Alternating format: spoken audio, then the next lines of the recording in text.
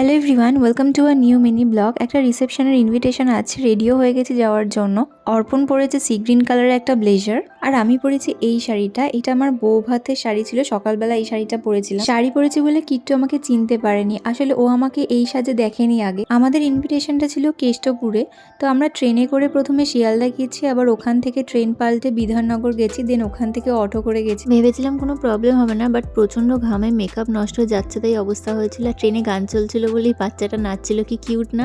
তো আমরা পৌঁছে গেছি বিয়ে বাড়িতে। ব্রাইড আর গ্রুম দুজনকেই খুব মিষ্টি লাগছিল দেখতে। ওদের সাথে দেখা করে দেন আমরাও কিছু ফটো তুলে নিলাম ওদের ফটোগ্রাফারের কাছে। আমরা পৌঁছেছি গিয়ে তখন 9টা বাজে। বাড়িতে ফেরার একটা তাড়া ছিল, বাট গিয়েই তো সাথে সাথে ফেরা যায় না, তো চলে গেলাম ফুচকা স্টলে। যদিও 3-4টে ফুচকাই খেয়েছি। অর্পণের অফিস কালিগের রিসেপশন, তো আমার চেনা জানা কেউই ছিল না, ওরই বন্ধু বান্ধব ছিল।